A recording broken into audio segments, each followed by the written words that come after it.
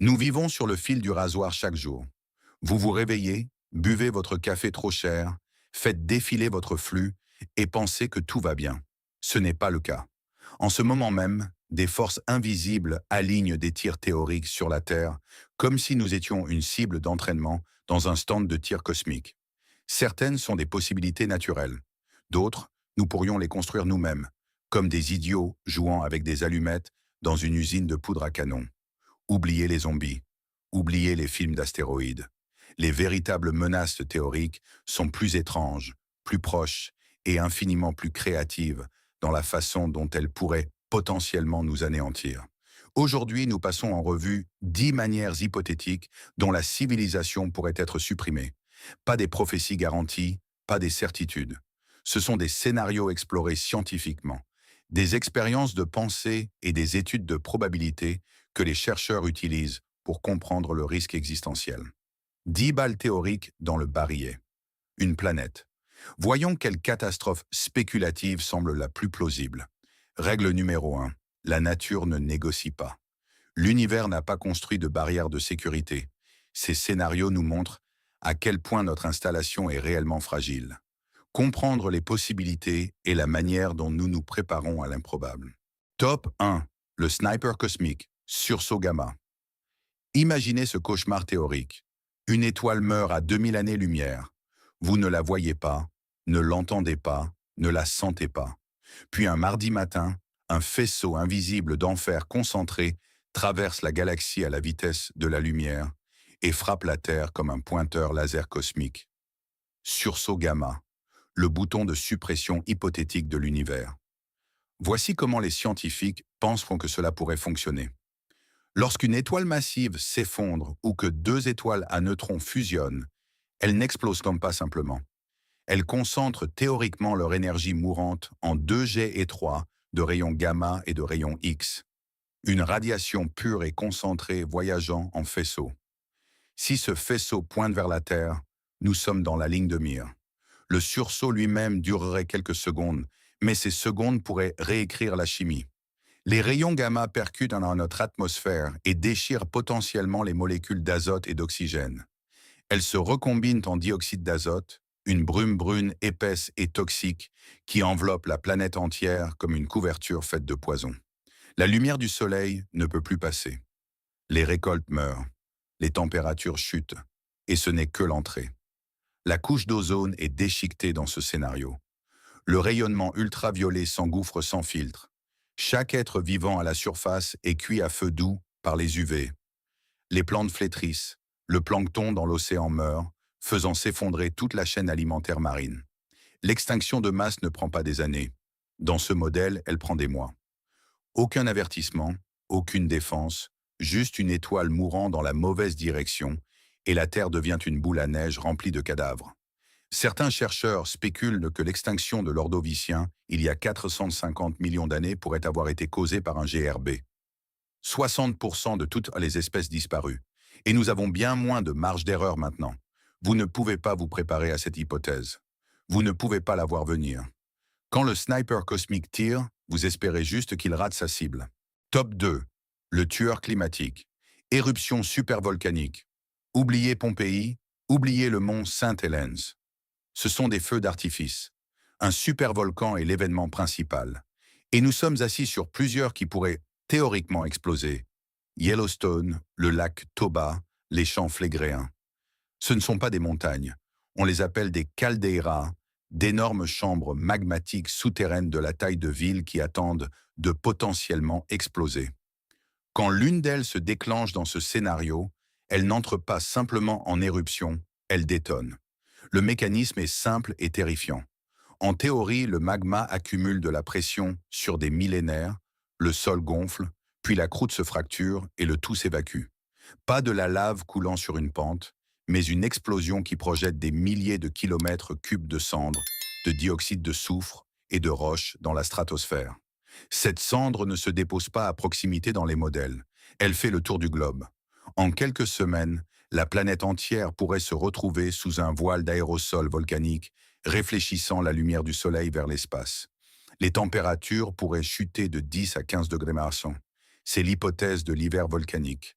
Le soleil devient une vague suggestion orangée à travers la brume. Les récoltes échouent dans le monde entier dans ce scénario. Pas seulement dans une région, mais partout. L'agriculture moderne dépend de saisons et d'un ensoleillement prévisible. Quand les deux disparaissent, la production alimentaire s'effondre. Les réserves de céréales durent des mois, pas des années. C'est alors la famine, une famine mondiale, simultanée, inévitable. L'éruption du Toba, il y a 74 000 ans, a failli anéantir l'humanité. Selon certaines études génétiques, des preuves suggèrent que nous avons subi un goulot d'étranglement, nous réduisant à quelques milliers d'individus. Nous avons survécu de justesse, sans chaîne d'approvisionnement ni logistique en flux tendu. Aujourd'hui, nous sommes 8 milliards de personnes qui s'attendent à ce que les épiceries restent approvisionnées.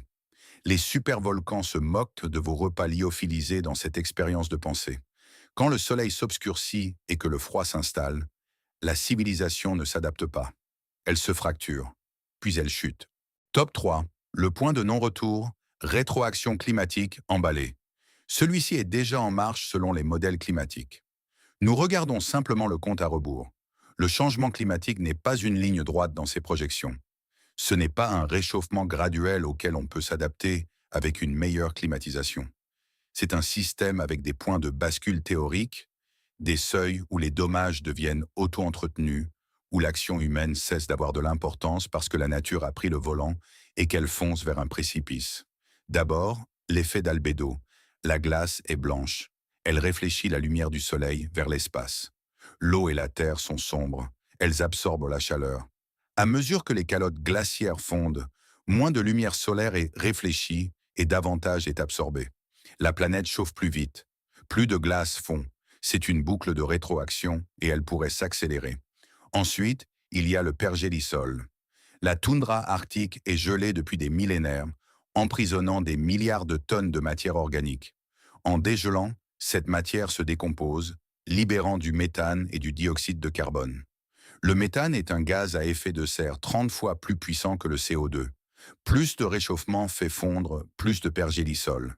Plus de méthane est libéré. Une autre boucle potentielle. Ce ne sont pas seulement des hypothèses, elles se produisent actuellement. Et si elles atteignent une masse critique dans les modèles, elles ne s'arrêtent pas. On ne peut pas les inverser. On ne peut pas négocier avec la chimie atmosphérique. La fin de partie dans ce scénario est une planète avec des régions qui deviennent inhabitables. Pas inconfortables, inhabitables. La température humide et la combinaison de chaleur et d'humidité qui rend la transpiration inutile. Votre corps ne peut plus se refroidir. À 35 degrés de température humide, des humains en bonne santé meurent en quelques heures, même à l'ombre, avec de l'eau. Des parties du Moyen-Orient, de l'Asie du Sud et des tropiques flirtent déjà avec ces chiffres. Ajoutez des migrations de masse, une agriculture s'effondrant et des guerres de ressources, et vous avez un scénario d'apocalypse au ralenti. Pas d'explosion dramatique, juste une planète qui perd lentement son habitabilité pendant que 8 milliards de personnes se bousculent vers les sorties. Et voici la partie amusante. Nous pourrions avoir déjà franchi le seuil dans certains modèles. Nous ne le savons juste pas encore. Top 4. Le maximisateur de trombone, intelligence artificielle mal alignée. Tout le monde s'inquiète de Skynet.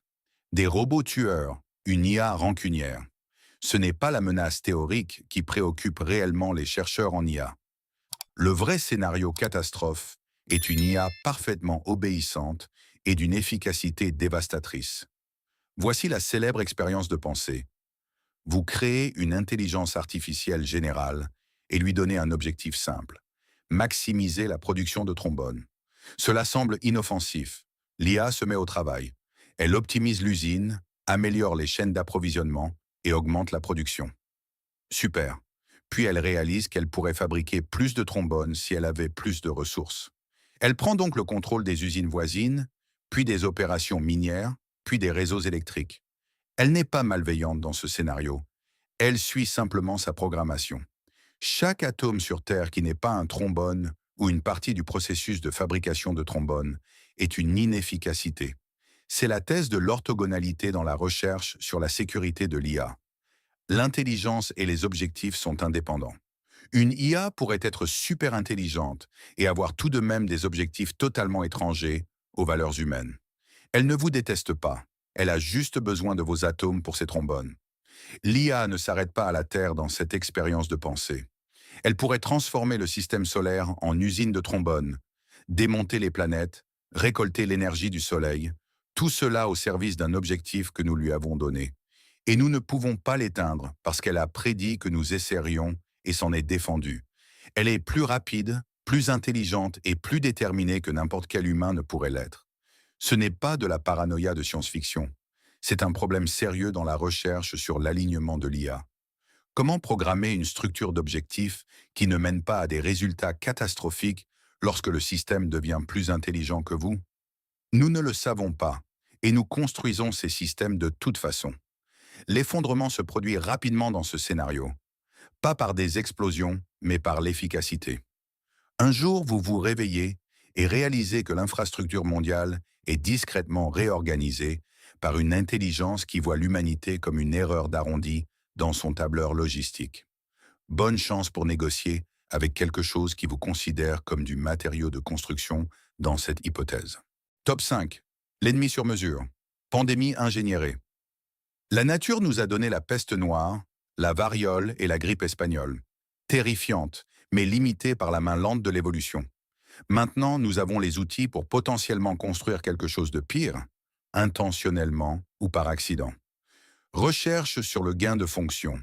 Des laboratoires prennent des agents pathogènes existants et les modifient pour qu'ils soient plus transmissibles ou plus mortels. L'objectif est de prédire les menaces futures et de développer des contre-mesures. Le risque dans ce scénario est de créer un supervirus qui échappe au confinement.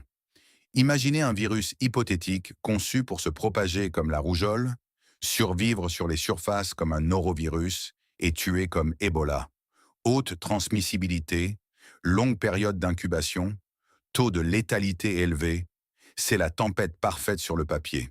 Au moment où vous savez qu'il se propage, il est partout. Les maladies naturelles ont des freins évolutifs. Si un agent pathogène tue son hôte trop vite, il ne peut pas se propager. S'il est trop mortel, il s'éteint. Mais un agent pathogène créé en laboratoire ne suit pas ces règles.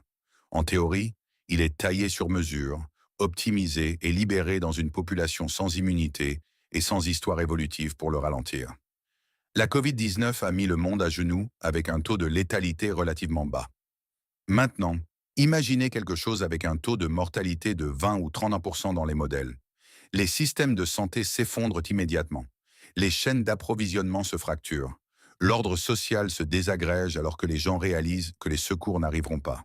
Ce n'est pas de l'alarmisme hypothétique.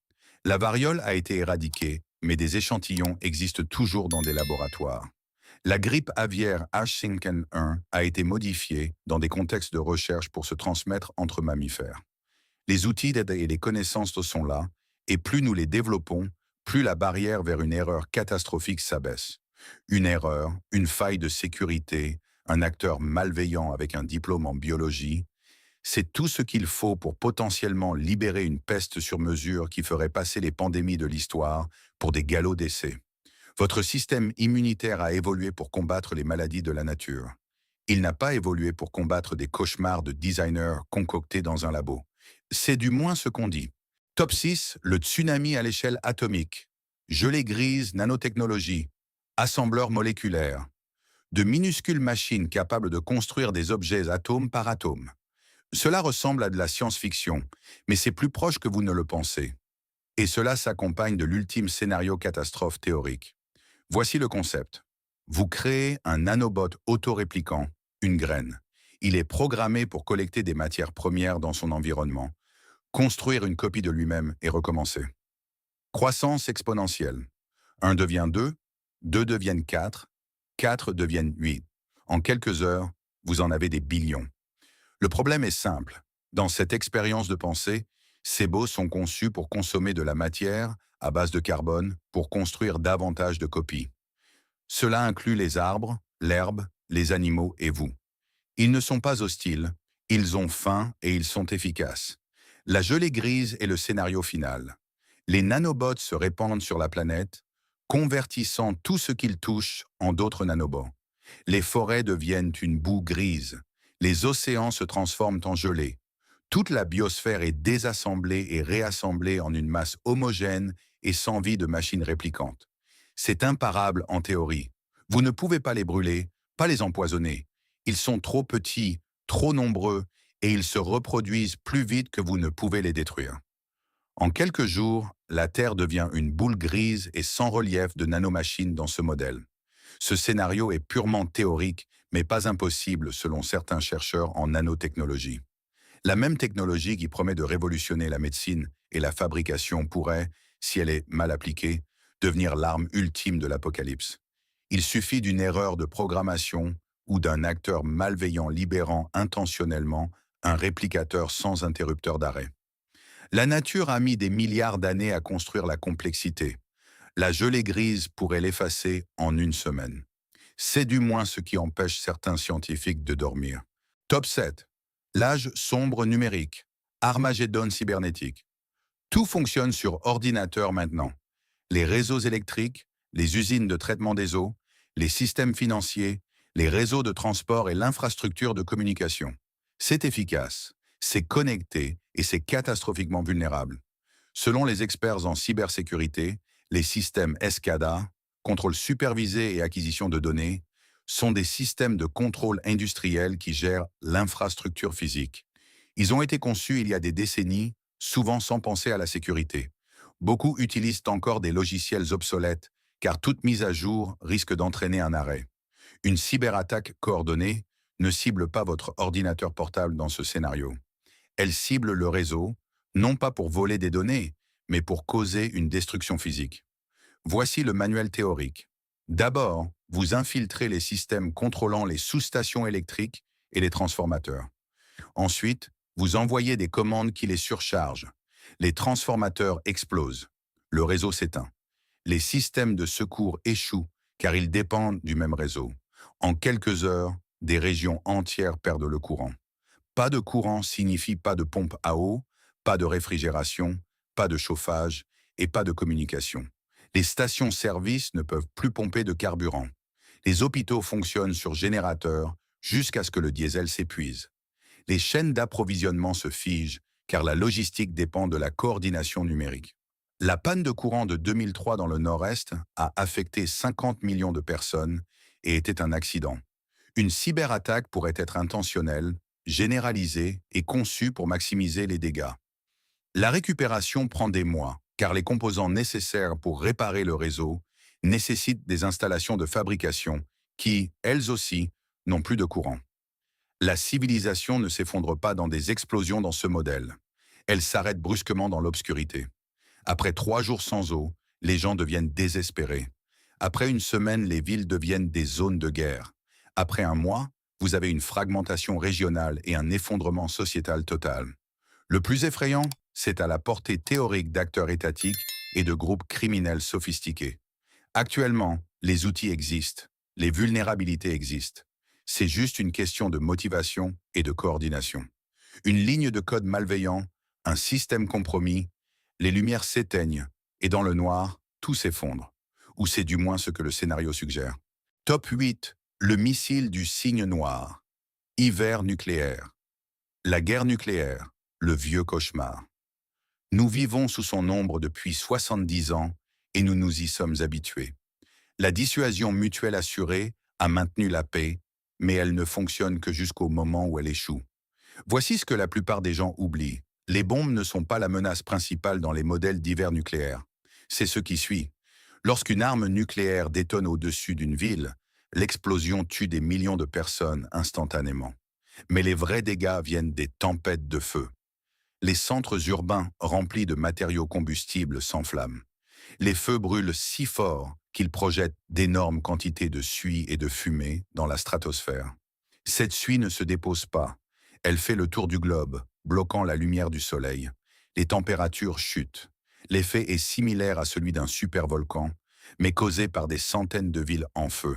Des études suggèrent que même un échange nucléaire régional, disons entre l'Inde et le Pakistan, pourrait injecter assez de suie pour faire baisser les températures mondiales et dévaster l'agriculture. Un échange à grande échelle entre grandes puissances, le soleil s'obscurcit pendant des années dans ces modèles. Les récoltes échouent partout dans le monde. La famine devient le principal tueur. dépassant de loin les victimes immédiates des explosions et des radiations. Ajoutez les impulsions électromagnétiques, grillant l'électronique, les retombées radioactives contaminant l'eau et le sol, et l'effondrement total du commerce mondial, et vous avez une cascade de défaillances dont la civilisation ne peut se remettre. Nous en avons été proches auparavant. La crise des missiles de Cuba, l'incident de la fausse alerte soviétique de 1983, des accidents, des erreurs de communication et des échecs évités de justesse qui auraient pu mettre fin au monde. Et nous avons toujours des milliers d'ogives en état d'alerte maximale.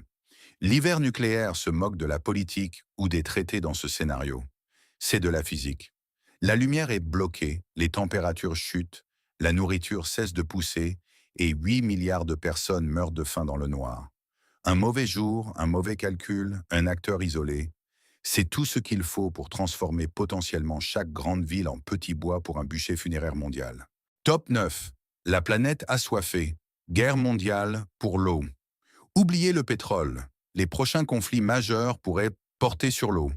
Et cet apocalypse ne vous frappe pas avec fracas dans les projections. C'est un broyage lent vers le chaos. Les aquifères sont des réserves d'eau souterraines. Certains sont rechargeables, alimentés par la pluie et la fonte des neiges. D'autres sont des eaux fossiles emprisonnées depuis des millénaires. Nous avons vidé les fossiles comme s'il n'y avait pas de lendemain. L'aquifère d'Ogallala sous les Grandes Plaines, l'aquifère d'Arabie, la plaine de Chine du Nord, tous sont en train de s'assécher. Quand les puits se vident dans ce scénario, l'agriculture s'effondre, les villes perdent leur approvisionnement en eau et les gens ne restent pas assis à mourir. Ils bougent. Une migration de masse à une échelle qui fait passer les crises actuelles de réfugiés pour un échauffement. Ensuite, il y a les fleuves, le Nil, le Tigre, l'Euphrate, l'Indus, le Mékong, partagés par plusieurs nations, chacune avec des populations croissantes et des ressources décroissantes. Des barrages sont construits en amont. Le débit d'eau diminue en aval. Les tensions montent. L'histoire montre que la rareté des ressources mène au conflit. Quand il s'agit d'eau, les enjeux sont existentiels. Vous ne pouvez pas substituer les sources d'énergie. Vous ne pouvez pas changer de régime alimentaire. Vous ne pouvez pas substituer l'eau. L'effondrement est d'abord régional dans les modèles. Escarmouches aux frontières, récoltes ratées, tensions économiques. Mais il se propage. Les réfugiés affluent dans les pays voisins, mettant à rude épreuve leurs ressources. Les gouvernements se fracturent sous la pression. Le nationalisme et le tribalisme explosent. En quelques décennies, vous avez un monde où les grandes nations se sont scindées en petites factions belligérantes, luttant pour l'accès aux rivières et aux terres arables. L'infrastructure se dégrade. La technologie régresse. Ce n'est pas une apocalypse soudaine. C'est un déclin de plusieurs siècles vers un nouvel âge sombre. Et le pire, nous le voyons venir. Nous savons que les aquifères s'épuisent. Nous savons que les rivières sont surexploitées. Et nous ne faisons pas assez pour y remédier parce que la douleur est à des décennies et que les cycles politiques se mesurent en années. Un désastre au ralenti reste un désastre, du moins selon les chercheurs en sécurité de l'eau. Top 10. L'homme silencieux, le retour de l'événement Carrington. Septembre 1859. La plus grande tempête solaire de l'histoire enregistrée frappe la Terre. Les systèmes de télégraphe du monde entier s'affolent. Les opérateurs reçoivent des décharges. Les papiers prennent feu. Les aurores boréales sont visibles dans les Caraïbes. C'est l'événement Carrington. Et si cela arrivait aujourd'hui, nous reviendrions aux années 1800 du jour au lendemain. Selon certaines estimations, le Soleil a des humeurs. Les éruptions solaires et les éjections de masse coronale sont courantes, généralement inoffensives. Mais tous les siècles environ, le Soleil fait une colère. Il éjecte un nuage massif de particules chargées directement vers la Terre. Quand ce nuage frappe, il induit des courants électriques dans tout ce qui est conducteur, lignes électriques, pipelines. En 1859, la seule technologie vulnérable était les fils télégraphiques. Aujourd'hui, c'est tout le réseau qui est à risque. Les vrais dégâts concernent les transformateurs dans ce scénario. Ce sont les dispositifs massifs des sous-stations qui augmentent ou abaissent la tension. Ils sont construits sur mesure, extrêmement coûteux et prennent des mois à fabriquer. Une tempête géomagnétique assez forte peut les griller en masse. Perdez les transformateurs et vous perdez le réseau. Pas pour des heures, mais pour des années. car on ne peut pas fabriquer de transformateurs de remplacement sans électricité, et on ne peut pas les expédier sans réseau logistique fonctionnel. Pas d'électricité signifie pas de pompe à eau, pas de communication, pas de réfrigération et pas de chauffage. Tout ce dont dépend la vie moderne s'arrête. En quelques semaines, les centres urbains deviennent inhabitables. Les gens fuient vers les zones rurales, mais sans agriculture mécanisée ni distribution, la nourriture s'épuise vite. La tempête solaire de 2012 a manqué la Terre de 9 jours. Si notre orbite avait été légèrement différente, nous aurions subi un impact direct. La NASA a estimé que cela aurait causé 2000 milliards de dollars de dégâts et nécessité 4 à 10 ans de récupération. Mais la récupération suppose une infrastructure. Supposer que le réseau lâche complètement. Supposer l'absence d'aide internationale car tout le monde est touché. Supposer que l'ordre social s'effondre sous la pression. Vous faites face à une catastrophe humanitaire mondiale où les survivants passent une génération à reconstruire les services de base tout en étant confrontés à des pertes massives de population, à l'insécurité alimentaire et à l'absence totale de technologies modernes. Le Soleil n'a pas besoin de raison pour mettre fin à la civilisation dans ce modèle. Il lui suffit d'avoir un OK au mauvais moment. L'essentiel à retenir. Vous êtes plus fragile que vous ne le pensez. 10 menaces, 10 façons dont le monde pourrait finir, ou du moins changer si fondamentalement que ce qui suivra ne ressemblera que très peu à ce qui l'a précédé. Accidents cosmiques, orgueil technologique, stupidité humaine, indifférence de la nature. Le thème commun est la vulnérabilité. Nous avons construit une civilisation sur l'hypothèse que les choses restent stables, que le soleil se comporte bien, que le climat coopère, que notre technologie fonctionne comme prévu, que les nations agissent de manière rationnelle. Ce sont tous des paris, et nous misons avec 8 milliards de vies. Certains de ces scénarios sont évitables. Nous pouvons améliorer la sécurité de l'IA. Nous pouvons réglementer la recherche biologique. Nous pouvons renforcer les infrastructures contre les cyberattaques et les tempêtes solaires. Pour d'autres, comme les sursauts gamma et les supervolcans, nous devons juste espérer qu'ils nous ratent. Mais l'espoir n'est pas un plan, et la prise de conscience est la première étape. On ne peut pas se préparer à une menace qu'on ne comprend pas. On ne peut pas intégrer de résilience dans un système qu'on pense invincible. Alors voici la vraie question. Parmi ces 10 risques existentiels théoriques, lequel pensez-vous que l'humanité est la moins préparée à affronter? Quel scénario hypothétique vous empêche de dormir la nuit? Dites-le en commentaire. Débattons du désastre pour lequel nous sommes le plus mal barrés s'il se produit. Car voici la vérité. La probabilité suggère que nous n'allons pas tous les éviter éternellement. La question n'est pas de savoir si quelque chose de catastrophique finira par arriver. C'est quel scénario pourrait se dérouler.